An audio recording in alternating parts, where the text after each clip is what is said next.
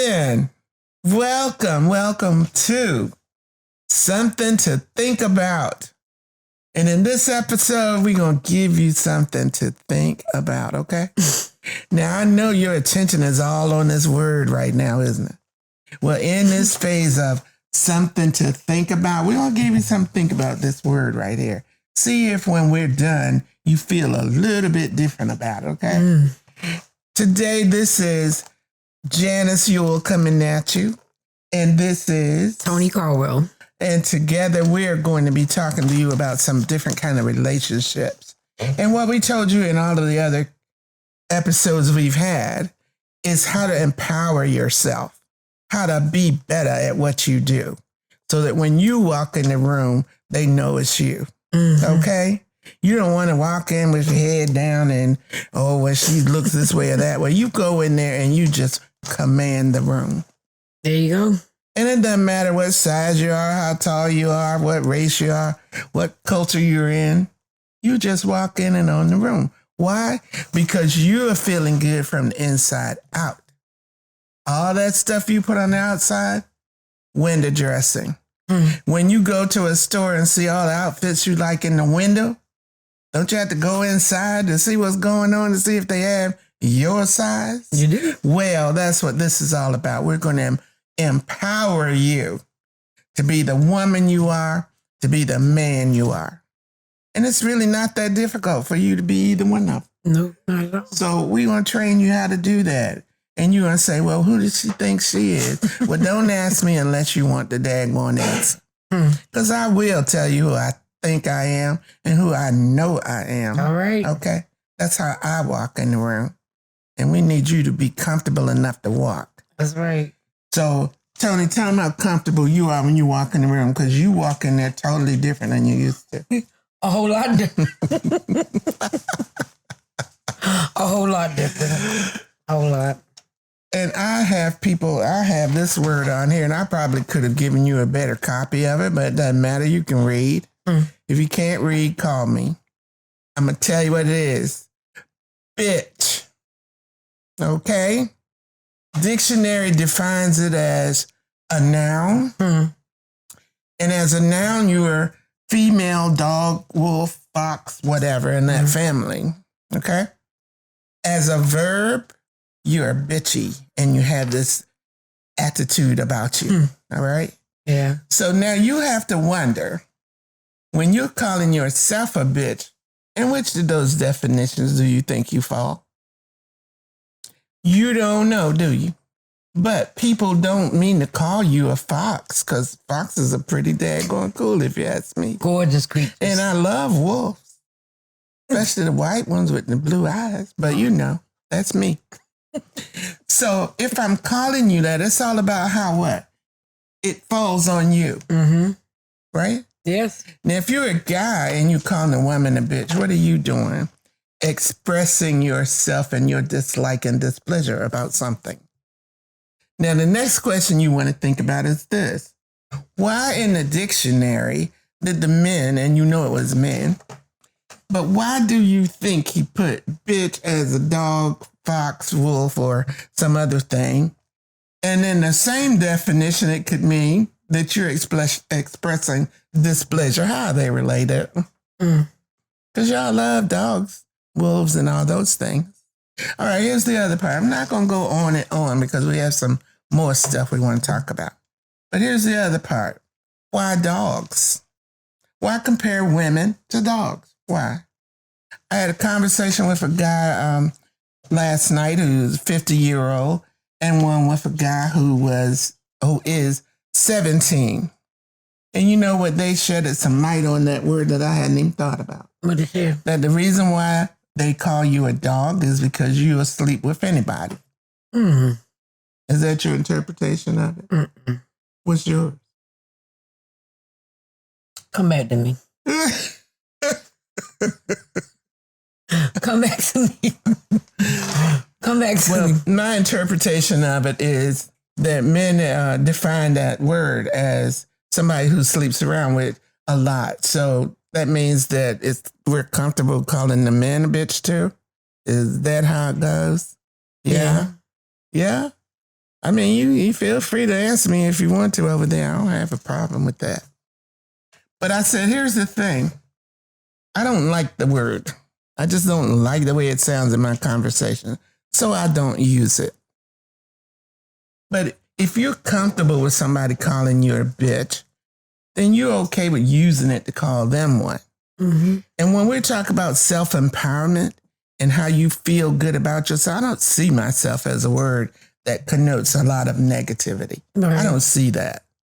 Now, if you call me queen, hey, I wear that crown when I feel like it. All right. Okay. I'll even wear a tiara now and then. But the thing about it, don't wear anything that you're not comfortable with. Let men know that I don't like that title. Men, let women know you don't like that title. And we call you a bunch of nasty names. But one of the ones we put on your t-shirt is men are dogs.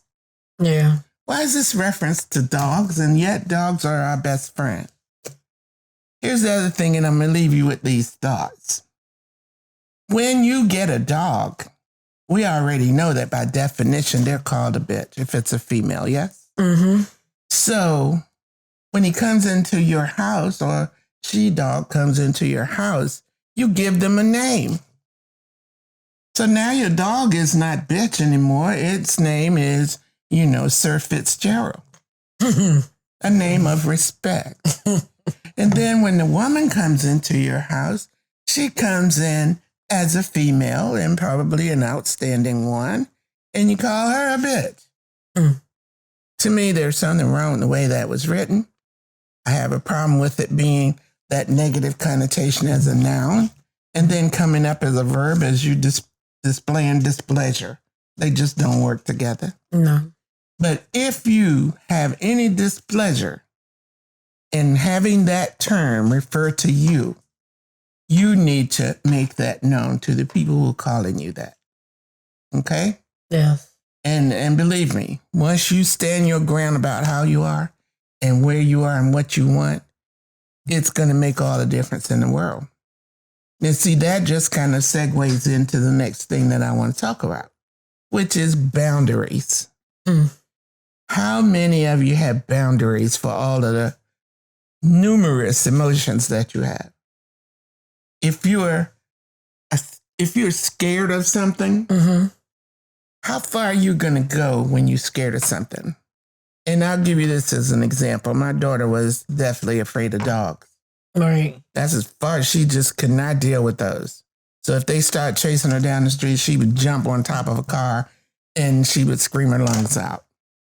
And today she has 2 dogs. Conquer the fear. And not that it's so much fear, but I think it's fear for you though, isn't it? Rabbit. Oh, you would bring that up. I would bring that up. I'm definitely afraid of white rabbits. Mm-hmm. So there's a boundary for you for that fear though. And what is that? If you walk into a house where there is a rabbit, what's your boundary? I'm leaving out. You're leaving. Even if they invited you to dinner. I'm sorry, but I'm leaving out. You're just leaving. Yeah, I'm just going to go and say nothing against you. It's the rabbit. Mm-hmm. It's just and I have that kind of distaste in my mouth about cats. You don't like cats? So when they come, that's putting it mildly. I don't like to say I hate something, but let me put it this way. I don't want any cats around me. Mm-hmm.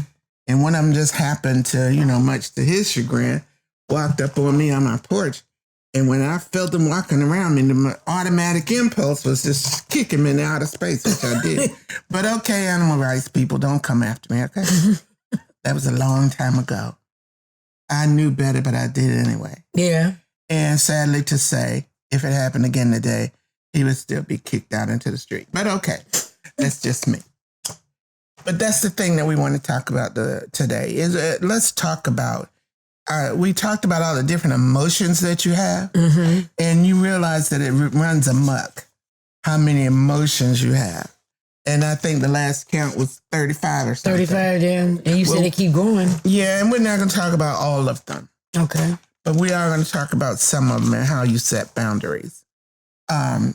And I think that I want to just start with relationships because we're going to talk a little bit more about relationships and how you can have the best relationship with a person who lives with you, either as your partner or as your spouse or whatever. You can do it. It's easy enough to do. Yeah, you can. But people want to complicate it by getting all these emotions wrapped up.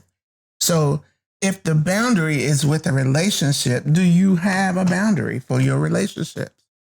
Can a guy come in and slap you around? No. And if you're a guy, can a woman come in and just totally emasculate you? Can she do that and it's okay? No. Sure, darling, I'm all right with you just sleeping with other guys, and I'll wait in the kitchen till you're done. And then I'll come back to you. No. Not at all. No. So when people try to get you, what we're talking about is boundaries. It's like this. If you're on a mountain, right, and the mountain edges out to a cliff that's in a gorge that's 1,000 feet down. Right. Right? Somebody says, let's go for a ride, like, Thelma and Louise, right? Let's get in the truck. Let's get in. We going for a ride. But little did anybody know they were going to ride into the Grand Canyon. All right? So somebody, either Thelma or Louise, and I forget who was driving, somebody should say, well, I want to get out here. Yeah. I have to just risk going to jail. And that's how you have to treat your boundaries. Like, people can only take you as far as you want to go. Yeah. Where do you want to go, though? Because I have seen celebrities on TV knocking a woman down the steps. Somebody beat up another one in an elevator. They did all this stuff and she still wanted to marry him. So clearly she had no boundaries. No. So how do you set boundaries? How do you say, I'm not going to be treated this way to somebody? How do you do that? First, you got to learn to be good to yourself before you can set any type of boundary. And if you're not good to yourself, you're going to let anybody do whatever they wanted to you. For sure. So if you're not respecting the boundary within for you, you just asking to be. How will you know? Yeah, how will you know? But all along, we've always been talking to you about knowing you and what you want, what you accept. And we had a lively conversation last night about that. The guys say, oh, well, I don't feel right if I don't pull the chair out for my girl. And she doesn't feel right if I don't, that kind of thing. Right. And then there's some women who could care less about that. And don't open the door for me because I can do that myself. I don't need a man to do that. Well, you don't need him. But if that's something that he likes to do for you, what's the problem? Right. So it's like I was telling you about the double door situation. If he gets to the first door first and opens it, I say, thank you. Exactly. And then I go in and open the second door for him. That's right. But we don't look at men as needing anything. No. They don't need to be pampered. They don't need to have a rose or whatever thing he finds, as a nice thing to do. Well, if he doesn't like the roses, then how about, do you draw his bath or fix his shower? Do you go take him the bath brush or the back brush so that he can be comfortable while he's taking a shower? Do you turn off the lights and turn on some candles to make that a nice, memorable thing for him to do? Sound like a nice song, too. And then just slip in there behind him or something? Right. Do you do that? Right. Okay. Because they don't think they need But I bet that the guy would do more of that for you than you for him. Yeah. Right? Yeah, a lot of guys do. So at some point you need to say, this is a person that I care about. Yeah. And I just want to caution you guys. I know when I'm done with this, you're going to wonder what planet I came off of. And I tell you the name, but you won't be able to go there. So just know that I am from another planet. This is how I look at it. Everybody wants to be in love with something. I love that, and I love her, and I got to tell him, I love him all day long. No, you don't. But if he feels love, you don't have to say it all day long. Right. And there are some people who everything, oh, well, I love you.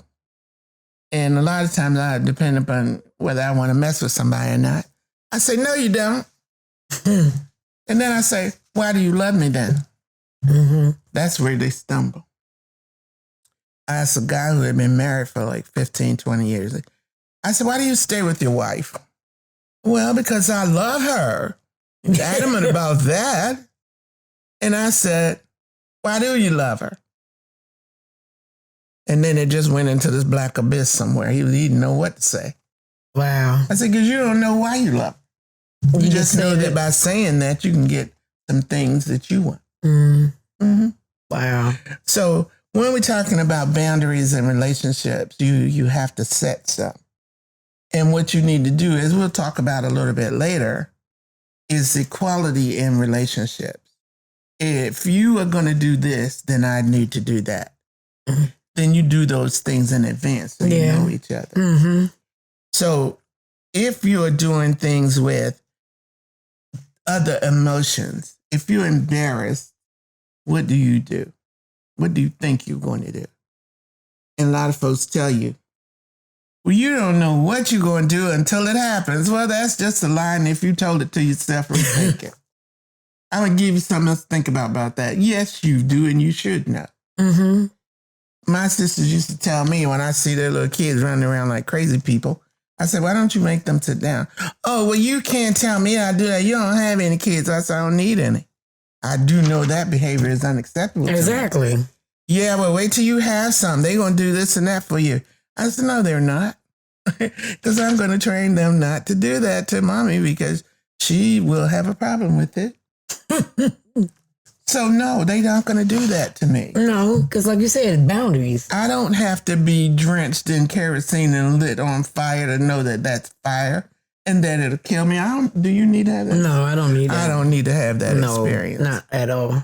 And I also don't need to, have somebody strap a parachute on me and throw me out of a plane for me to know that's not something I want to do. Yeah. I mean, you got to decide, okay, I don't want to do that. That's where my boundary is. If I'm up in the airplane, my assumption is that we're going to land safely. Right. I don't want to talk about exit the plane while it's in the air stuff. I don't want to do that.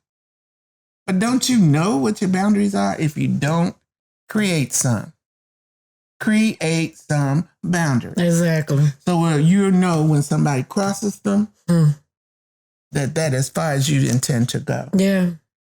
If you're at an event, for instance, then I say, Tony, can I take your picture? What are you going to say? No. You'll say no. Mm-hmm. And then I'm going to say, oh, come on. You could just take this one picture. Mm-mm. Don't be a killjoy. No. What you going to say? No. And if I say, Tony, get up and take this picture or I'm going to hurt you. Then we're going to have problems because I'm going to hurt you back. That's then we just got to your boundary. Yeah. Mm-hmm. We're going to have problems. But people should not be able to manipulate you beyond what's comfortable for you. That's what a boundary is. And when they start doing that, go ahead. No, it's just something you said about picture because I'm in a new school and the principal came in there. Oh, let me take your picture. I had the hairnet on. I was sweating. I didn't even know if my eyebrows was on. I said, no, you're not taking no picture of me right now. I said, I'll send you a picture. So he didn't take it and I sent him a picture and everything worked out just right. But that was a boundary I wasn't crossed because if I want somebody to see me, I want them to see me at my best. Absolutely. And when we on another episode, we were talking about taking control. Mm-hmm. That's what you have to do. Take control. And you have to know how you react to certain things. And if you're embarrassed, how do you act about that? If somebody embarrassed you out in public, what you going to do? What's the thing that somebody could do to embarrass you while you're in public? Well, I don't get embarrassed anymore. You don't? No, because I had raised autism son. They used to scream all the time. Mm-hmm. And at one time I was like, no, no. Mm-hmm. You're going to be... A lot of people hit out of anger when they embarrassed. Mm-hmm. But I don't get embarrassed. But a lot of people hit out or they just duck their head in the corner or duck their head down. No, no, absolutely not. That's giving control over again. Well, you've heard the phrase sober as a judge. Mm-hmm. I learned how to get that attitude a long time ago because I noticed that if you can't read my emotion, you don't know what I'm doing. Exactly. So I'm sitting there being so embarrassed, wishing I could just fall and crawl under the rug. But I'll sit there like this. So what? I walked out of the bathroom with a trail of toilet tissue. That's what I wanted to do. Exactly. Exactly. And then when I get home, I'll be like, dang, I wish that hadn't happened. Yeah. I mean, I've been like that too. But now it's like you said, it's just like, okay, what can you do? Just roll with the punches. Don't let it get to you. Mm-hmm. Because you got to know that's just 1 second out of your life. That's not a whole lifetime. You got some people that hold on to that for the longest. Forever. And that's the only thing they're going to, because everybody else done forgot about it. Yeah. So if you don't know who you are, you don't know how you're going to react to something, then you need to reassess where you are right now. Yeah. And when I was telling people back before about looking in the mirror. Right. Look in the mirror. Yeah. But accept what the mirror has shown you. That's right. As the truth. Unless you're in a circus mirror. If you're in a circus memory too, I guess that could work. But a circus mirror, the image is not going to be distorted. No. So look at that image and admit to yourself if you have a bump here, a hump there, a scar there, whatever it is. Admit that. And then when you walk out the door and somebody goes, oh man, you got a big bump on your neck, you're not surprised by that comment because you saw it. And you know it's there. That's right. And you accept it as a part of you. Right. So in your relationships, you have to have boundaries.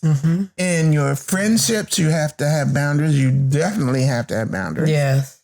Because your friends are always going to assume, as soon as I say you're a friend, you're supposed to do whatever I tell you to do. Right? Yeah. Well, you're a friend and the friendship stops here. Yep. Because the friend is going to come over there and it's always the friends who come sleep with your husband. Yeah, so true. Try to take your boyfriend. I can take your mate from you. Yeah. But I say, no, this is where I go with my friends. My real friends that I call friends are not people who come in and bring drama to my life. No, absolutely not. Not to call me just because you need $35. Not to call me just because you need me to take you somewhere. You know what I mean? Right. Someday you come over and maybe you bring me something. Right. Maybe you do. I have a friend who used to come over and she would just bring me a bunch of balloons. Didn't have to be for anything special. But just because we were friends. Yeah, it's a wonderful thing. And you have those kind of people who are also reciprocal. They will do stuff for you and you do stuff for them. Or you do nothing for each other. You just talk, whatever it is you do. That's true. So you have to have some kind of boundaries, people.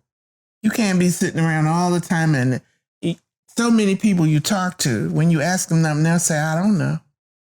Well, if it's about you, you need to know. You do. You do, yeah. So stop acting like you're supposed to just walk around with your head in a fog. Because the fog might not even be real, just like today. It was foggy, what most people thought was foggy outside today. And guess what it was? What? Smoke that was coming from the wildfires in California. Yeah, I heard about that. Yeah, I heard about that. But initially you'd walk out and say, oh, well, have my head in a fog. Well, it's nasty smoke. Yeah. So the thing that we want to get on your mind is as you empower yourself to be better than the person you just showed to the public. Right. Be better than that. And I think that you have a better story to tell about empowering yourself than a lot of people. Oh, thank you. You do. Because you went from a bad place just with your own feelings, wrestling with your own feelings. And people understand that that's a bigger weight than me wrestling with. It is, because you feel like you have another person that you are bringing another person along with you. You done created that small little seed and then made a big old tree out of it. And I did that. I mean, like you said, fog. I lived in my head for so long, I didn't know what reality was. Exactly. And you have to be honest with yourself. And like you said, I finally got the boundaries that I would not even let myself go through it again, because I recognize what I can do and what I can't. Good for you. Yeah, so I can honestly say before I didn't, because I let them I was like turned away from conflict. I didn't want to face it. I just lived over here when I should have been living here. and I wasn't. But I respect myself now. I didn't before, but I can only say I respect myself. And because you respect yourself, guess what? What? We respect you too. I thank you. That's right. We're not going to go beyond your boundaries. Thank you. I appreciate it. And we're going to treat you like you want to be treated. Hey, it works every time. You know it. Yes, ma'am. Because when you walk up to somebody and they're like, oh, well, you can go do something. I can do whatever. I can't, anything I want. And this is what I'm going to tell you. What? That I could keep talking about this subject forever. Like somebody said to me, how long can you actually talk without interrupting? I said, I don't know. I haven't tried it, but I figure I could probably go for an hour. I know that's right. Ain't nothing wrong with that. Without even a drink of water. You see me over here drinking water. I am badass. Yes, okay? you. But anyway, we're going to stop with this discussion right now because I want you to go to our website. Please. Which is www.somethingtothinkabouttpod, P-O-D at the end, okay, .com. When you go there, there's a place for contact us. Go in that section, write us a note of any kind. If we can help you with you dealing with boundaries and making sure that woman or that man in your life or that young man or that young lady in your life, because teenagers are experiencing the very same things that we do, just on a different, well, not even on a different level that much because they're dealing with adult issues right now. Yeah. So you go to that website, and what is it again? www.somethingtothinkaboutt.podcast. Well, okay. As soon as she knows it, she'll let you know. But the way it goes is www.somethingtothinkabouttpod.com. That's how you get involved in the act. And I guarantee you, when we're done, because we're going to tell you the truth. That's what you're going to hear from me all the time. And I'll tell you now, you're not going to like a lot of it. And the good thing that you know, I don't even care. If it makes you a better person, I don't care if you don't like it. Hey. Somebody got to tell you the truth. Might as well be me. And as easily as I can say hello, as I did at the beginning of this, I'm also going to say bye.